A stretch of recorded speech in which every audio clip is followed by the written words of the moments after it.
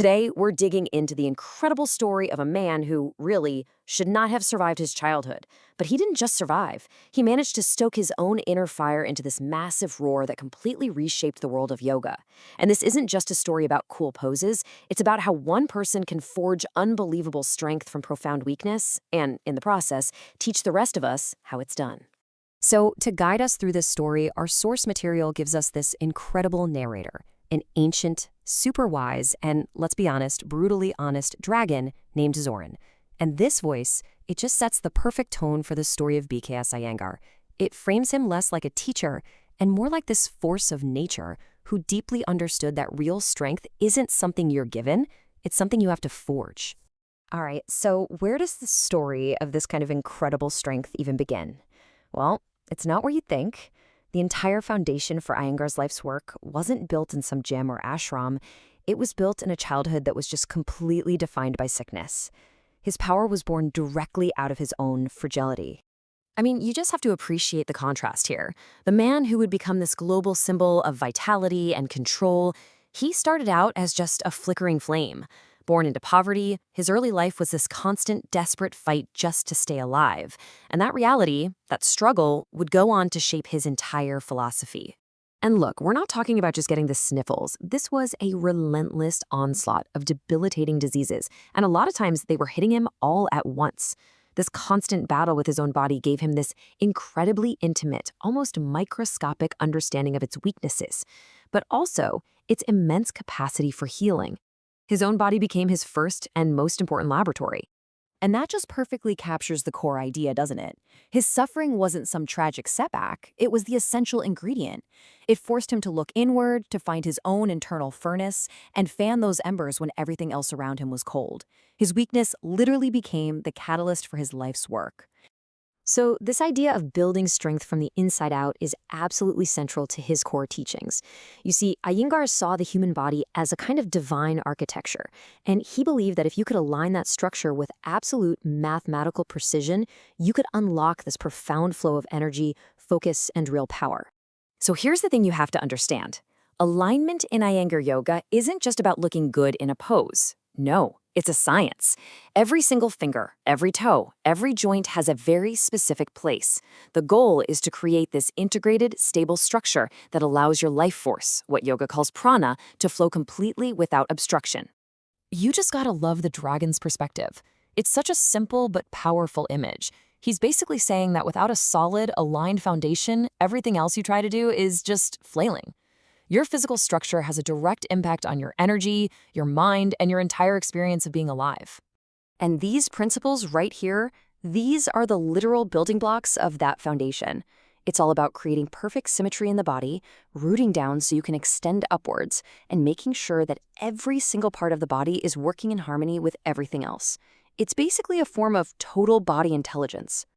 And this, right here, is where the real magic happens. All of that intense, meticulous physical work, it really only has one primary goal: to pull your scattered mind into this exact moment. By focusing so completely on the physical body, you starve distractions and the external form becomes a direct path to inner stillness.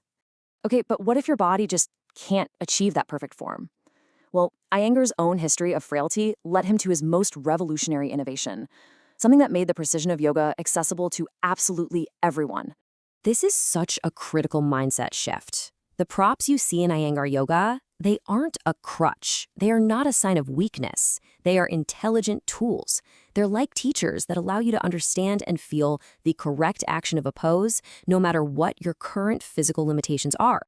And here they are, the tools of the trade: blocks, belts, blankets, even chairs. What these props do is they bridge the gap between where your body currently is and where the pose wants it to be. They give you support, they help you create extension, and they let you safely explore the geometry of a pose. And the benefits are just huge. I mean, suddenly yoga becomes accessible to the elderly, to people with injuries, to those of us who are super inflexible. Props help you understand the muscular actions on a much deeper level, and they let you stay in poses longer, allowing your body and your mind to truly soak in the benefits. I just love this little detail. It really shows that his genius was born from pure necessity and compassion. He'd see a student struggling, and he would just find a way to help them, using whatever was on hand. This whole system grew out of a simple desire to make yoga truly work for every single person. Okay, now we get to the ultimate destination. Because if you see Iyengar yoga as just a physical practice, you're missing the entire point. The body is simply the gateway. The real goal here is the liberation of the mind. This is the why behind everything. The entire system of precise, demanding physical work is designed to do one thing: quiet the noise. It forces you to pull your senses away from the million external distractions and turn your focus inward, peeling back all those layers of habit and illusion to find what's really there. So if we look at the classical path of yoga, what they call the 8 limbs, you can see that the physical postures, the asana, they're really just the beginning. Iyengar's genius was in using the mastery of the body and the breath as the direct training ground for the much deeper, much more advanced goals of concentration and true meditation. So, what this all boils down to is this: physical stability creates mental stability. The intense discipline it takes to hold a perfectly aligned pose for several minutes, that trains the mind to be sharp, focused, and unwavering. And that stillness, that's the fertile ground where true meditation and spiritual freedom can actually begin to grow. And so we arrive at the heart of it all. Iyengar's incredible journey from a sick little boy to a world-renowned master. It wasn't just about his own transformation.